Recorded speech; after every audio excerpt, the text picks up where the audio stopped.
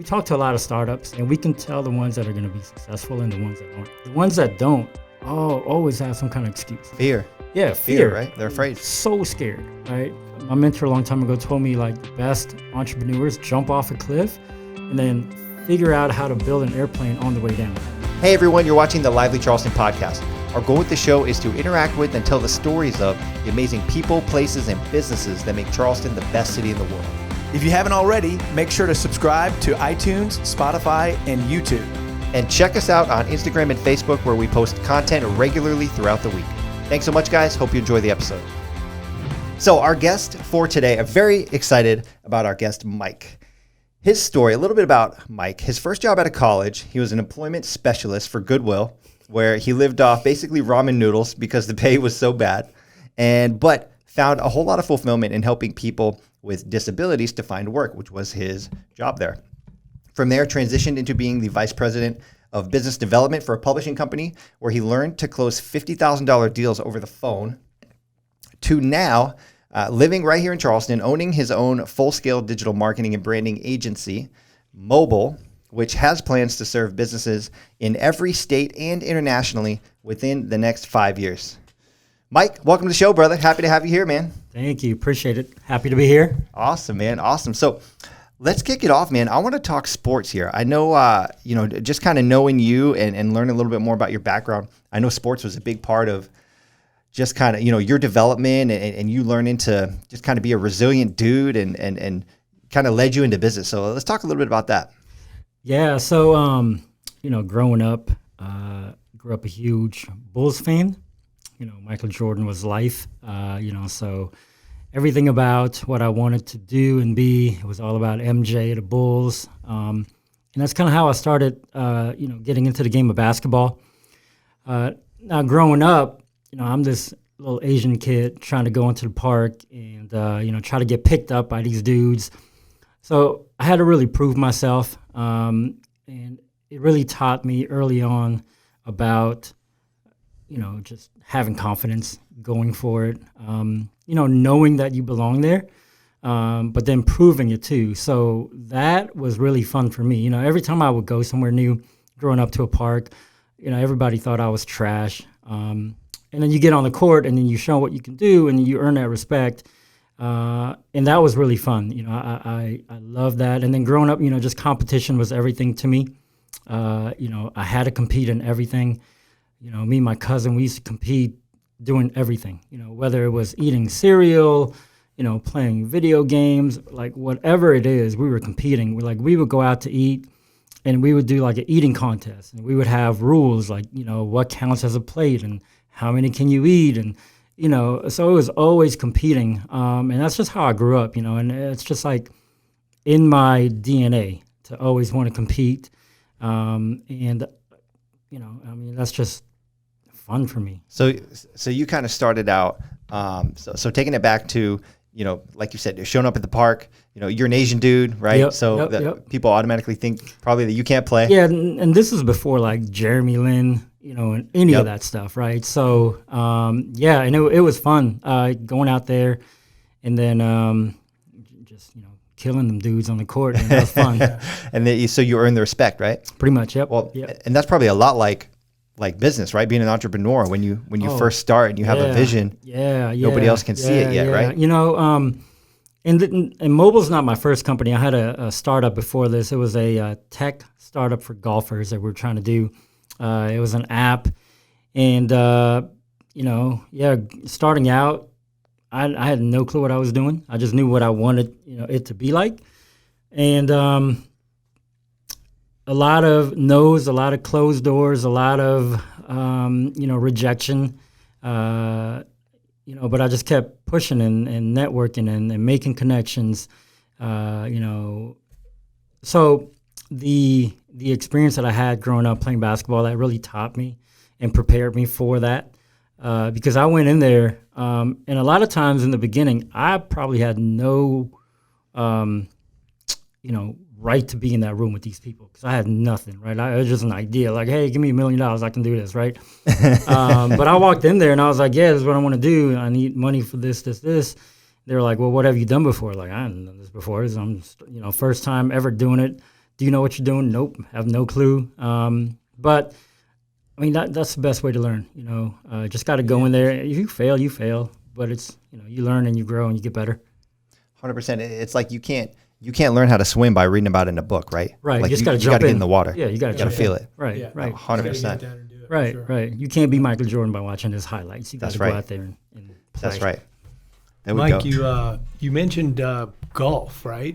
Golf. Yep. You're an avid golfer, right? Oh yeah. So, growing up, I always thought golf was whack. I was like, oh man, golf is stupid. It's for old fat white guys or whatever, right? That's what I thought. And this was before kind of Tiger came onto the scene. But I remember it was like my junior year in high school. Our basketball team was doing a fundraiser, golf fundraiser, and I was out there just helping out. And this guy was like, hey, here, he gave me a couple of lessons and then had me hit a ball, and I hit it. And it went in the air and it went kind of straight, and I was hooked. That was it. That's all it takes, man. That was it. That was it. What if it sliced? That would have thrown everything off. It probably did slice. I don't know, but it went and then it was hooked. And then from then on, it was, Golf Channel, reading books, working at it. And the beauty of golf is, it's all you, right? So with basketball, you can have off day. You got teammates that can, kind of, make you look better. But golf, it's all you, right? You got nobody else to blame. And I remember the most nervous I've ever been in like a sports competitive scene was golf, which is really weird, right? So I've never played before. I was just, on the range hitting balls, and these like two older guys asked me like, hey, you want to join us? Yeah. I'm like, yeah, that'd be cool, right? So I get up on that first tee. And again, this isn't serious. We're not playing for money. There's no crowd. There's nothing. Right. Just me and these two guys. And they hit first, bam, down the middle, bam, down the middle. I get up, oh my God, I was shaking. The stress, man. I was so nervous, and I couldn't understand why. I was like, why in the hell am I so scared about this? Like, this doesn't mean anything. But, yeah, and I don't really remember that day. That's how nervous I was that whole day. Yeah. But then, I think that really made me love the game more, because I was like, damn, like it could scare me like that. Like, wow, Yeah. I never got like that in basketball or anything else. I could have gone out there, let's say it's soccer or bowling, right? Damn, there'd be no nerves at all. But for some reason with golf, man, it was just like, wow. And I haven't had that feeling before, and it was like addicting, and always just trying to want to get better. It's just been a addiction since then. Yeah, it's like my dad always said. My dad was a big golfer, Mm-hmm. and he said that would always be the separator when he chose to do business with people. He would go golfing with them. Oh, yeah. It's all how they carried themselves yeah. on the golf course. And you could just be terrible. Oh, yeah. But if you kept your composure Yep. and kept it together, Yep. he'd be like, okay. Yeah, one of my mentors told me a long time ago, you'll learn more about a stranger playing 18 holes of golf with them than like spending 3 months with them. Yep. 18 holes of golf with somebody, you'll know exactly who that person is. You see how they deal with adversity? That, or if they cheat, you can't hide it, right? Mm-hmm. You're out there golfing and you get frustrated, or however, your composure, your confidence, all that, it all comes out. Are you a risk taker? Are you just playing it safe? It's crazy. Yeah. So how about let's tie that into so a conversation we were having before we started the show here was that you were mentioning how a lot of the skill sets you learned in sports and basketball and in golf translated into helping you be successful in business. Yeah. Probably a lot of those same things, right? Oh, same thing. Being a risk taker. Yeah. Knowing that it's all on you, Yep. right? Whether you succeed or not. Yeah. Right? So how's that kind of helped you out? Man, so I number one, the work that it takes to get good at something, right? Like, so golf or basketball or whatever, you got to put in work. You can't just fake it. You can't. You're not gonna get in shape if you're not working, right? You can't lie about that, right? So hard work, obviously, with sports is a thing, and that translates to business. Confidence and just going for it, right? Taking that shot, knowing that, hey, you could miss it, but you got to go for it, right? You got to take that chance. Same thing with business, man. In the beginning, I didn't know what I was doing.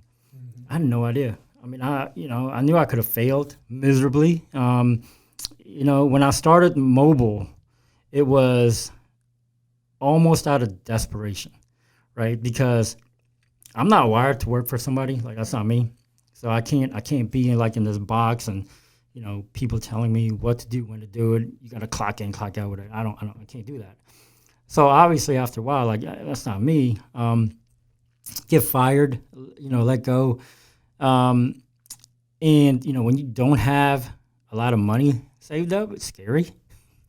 So I knew, I was like, okay, I'm not going to get another job. So I got to make this work. And I did everything I could to network, find my first client, second client, and then just kind of, went from there. But it was all on me, and I had to grind, making phone calls, meeting with people day in and day out, just trying to,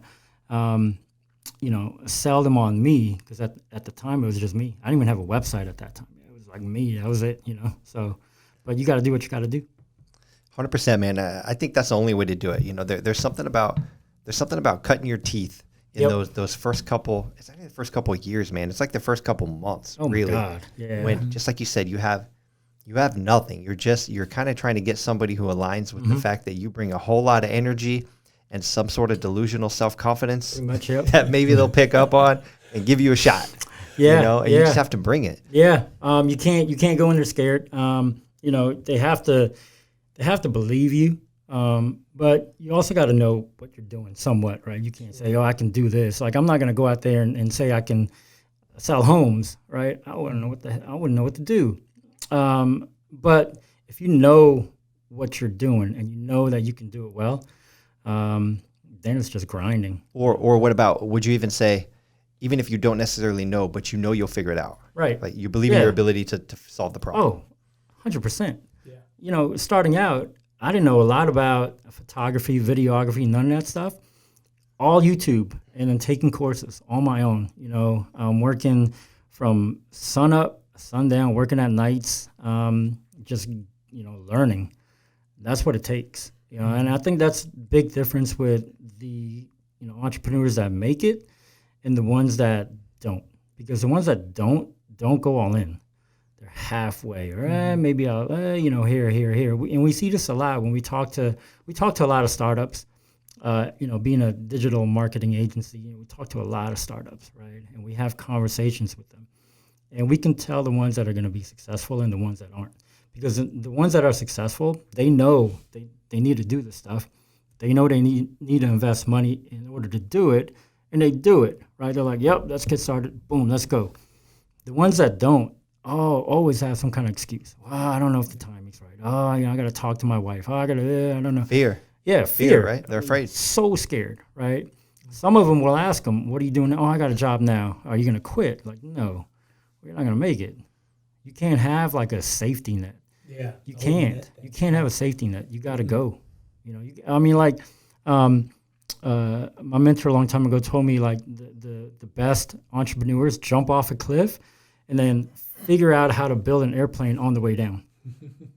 Really, because that's what it is. You just jump and then you just figure out stuff as you're falling. There's a capacity that we have that I think everybody has that you don't even know that's in you until it's forced to come out. Yep. Yep. Like, it's I remember in my first business when I first moved to Charleston, started a gym with my best friend. At the same time, my girlfriend got pregnant, and I didn't even have an apartment. I was sleeping on my buddy's couch. So I was like, I just signed this lease. So I was like, all right, well, I owe this landlord $180,000 no matter what happens. Dang. I got a new baby coming. I got no job, no place. And it was like, it's like you said, I was fully skydiving out of the airplane at that point. Yep. And it's like, you better figure it out. That's the only option. You got to, right? Yeah. And I think a lot of the entrepreneurs love that feeling. Like, I don't like having safety nets. I don't like, I could always fall back, because then you're not really going to go for it, right? And I think that's the same with like working out. You try to lift something heavy. you don't have a spotter, like you get that thing on, you better get it up. You're gonna be looking really stupid. Find a way. You got to find a way. You better, everything you got. Sometimes when you have a spotter, you're gonna kind of, I can't do it. Pick it off me. But if it's just you gotta just muscle that thing up. And I think that's really what separates the ones that really make it and the ones that really, really want it, and the ones that think about wanting it. Want to do it. You got to do it. You just got to go out there, fail, fall. It's going to hurt. It's going to suck. You're not going to have a life for a while. But, looking back at it, like I wouldn't change a thing. Well, that kind of brings me to, one of the things you mentioned, which we're going to talk about your company here in a little bit, learn a little bit more about that as well. But when I asked you what your greatest professional achievements are, 2 out of 3 of them were failures, right? So one was your company right now, which you're proud of. And then the other 2 was being fired and your app failing as 2 of your greatest achievements. So talk about, I think that kind of ties into, your mindset and how you see that as a positive. So talk about how you see that as an achievement. Right. I mean, the way I look at it is if had those things not happened, I wouldn't be what I'm doing now. Right. When I got let go, or fired, not let go. I was. Let's not sugarcoat it here. I was at the same time, trying to get my golf app going, right? So I was working 9 to 5, and then going home, working with developers till 2 a.m. Trying to get the app built, launched, all the kind of stuff. And I wasn't hiding it. Like I was like, yeah, that's what I'm doing. Like I'm not trying to be here forever. Like publishing books isn't my passion. I could care less about this, right? But they had to do what they had to do. I get it. Let me go. I was like, oh crap, I got no safety net. The first startup that I was doing, had investors. Money ran out. I didn't want to raise again.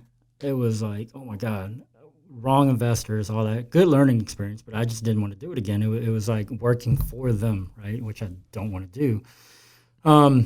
So closed out, and now I'm like, crap, I got to do something.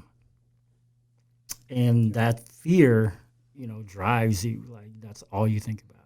So those were an achievement in the sense of like they gave you an opportunity to kind of like clear the clutter a little bit for you to go do what you needed to do. I mean, it was like there was a story. It's not a true story, but it's a good illustration. So everybody's at this party. There's a pool with a bunch of sharks in it, right? And the host is like, anybody who jumps in this pool, swims to the other end, and makes it, you get $1 million. Nobody jumps in, right? All of a sudden, you hear a splash. Somebody goes. They're in. And then he makes it all the way to the other end, right? He gets out. They're like, dang, like, how'd you get the confidence to jump in? He's like, I didn't. I got pushed in. Someone pushed me. Right. But when he's in, you got to go. Yep. You got to go. It's go time. You can't go back. And that's, I think, Jeremy, start a business, you go. You can't be like, oh, let me turn back. No, you're going. Yep. Whether you make it or not, you're going to go. No, 100%. Right. 100%. Yeah. All right, so let's talk about your first big break here. So you started your marketing company, you got a little bit of traction here, and then it didn't take you too long, right, before you landed a pretty big client that really kind of rocketed you in the right direction. Yeah, so I had met Mike Mazzell, who is the GM at Stokes Volkswagen. You hear him on the commercials all the time. But just playing in golf tournaments, like charity golf tournaments. Again, me learning how to golf kind of connected this somehow, right? But I, always kept in contact with him. Great guy, a close friend of mine now. But he called me one day and he was like, hey, the Stokes Auto Group, they're listening to a bunch of pitches from these digital companies. I want you to come and just listen and help me understand what the hell they're saying.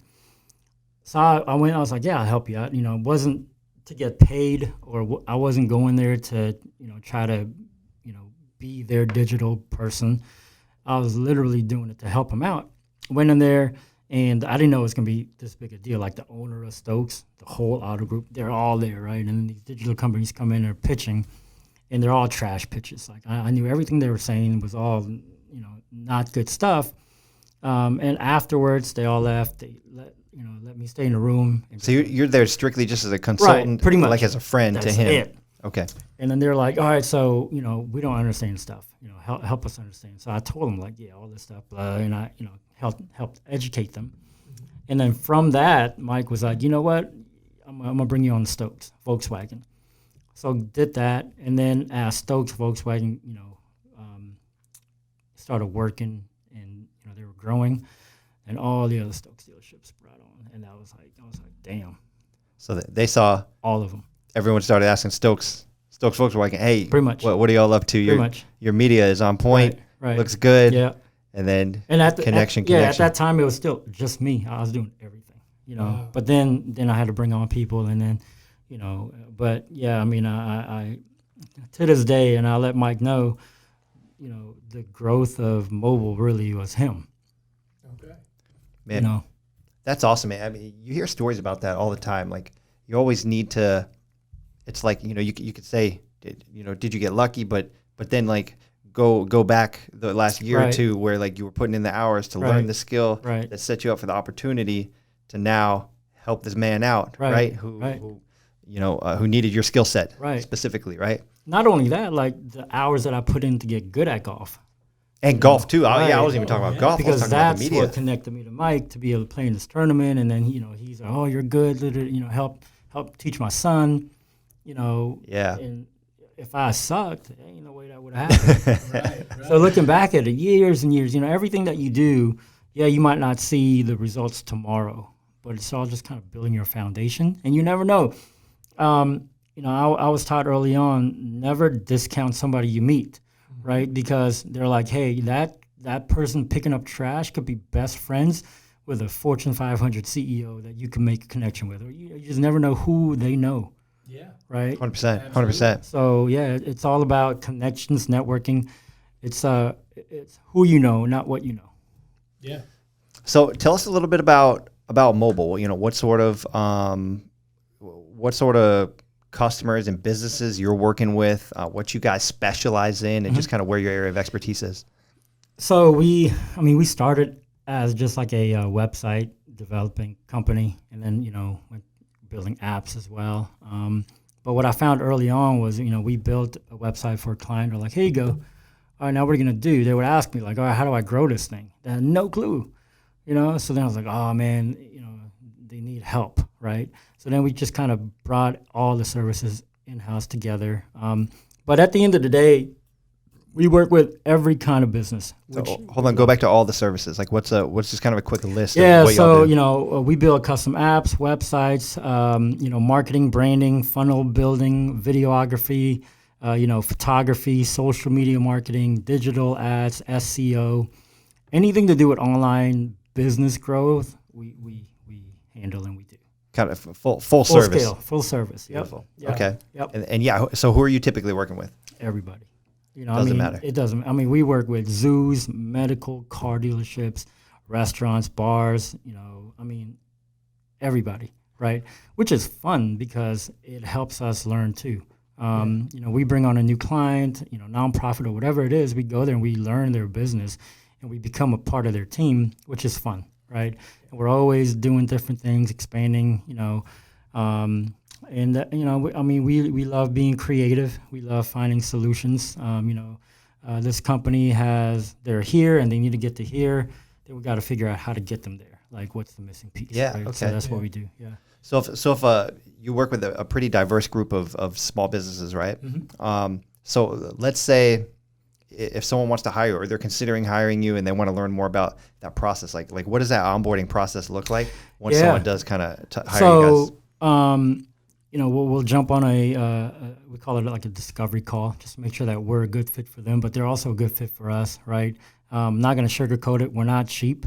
We don't do cheap work, but it's all about investing in your business, investing in the growth of your business too. But yeah, if we find that we're a good mutual fit, then obviously onboarding call, and depending on what they go with.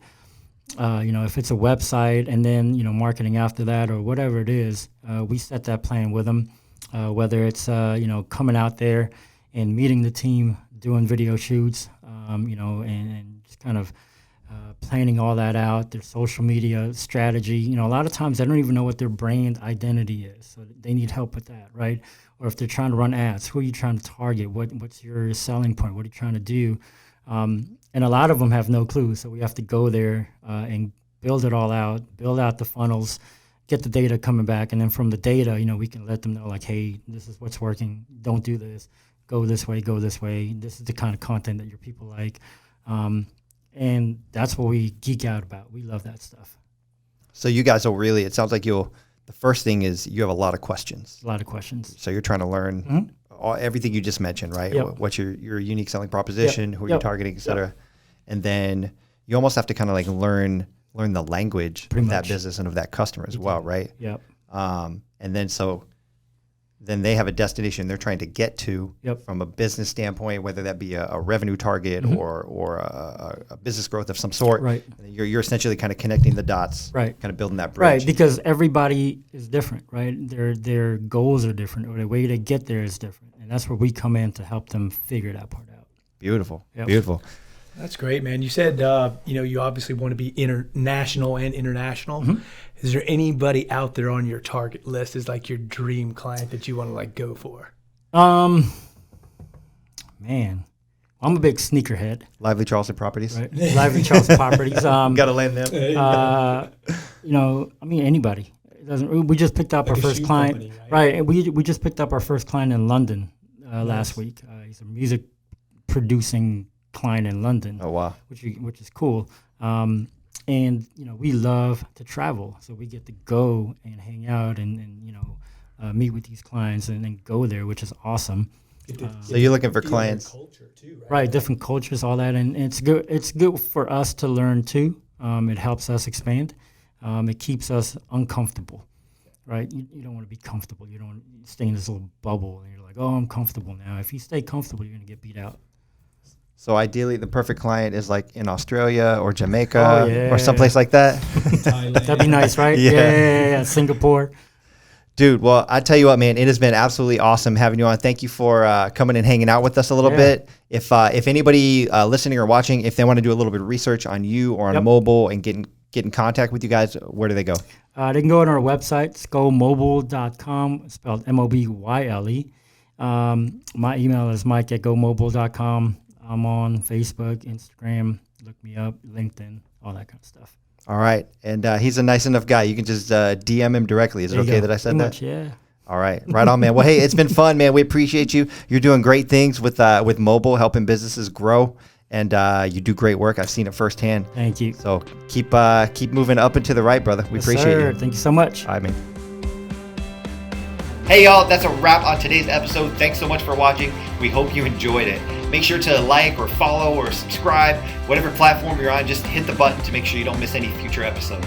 Yep, and please help us grow the channel by sharing it with someone else who might enjoy it as well. Thank you so much for watching, and we'll see you next time.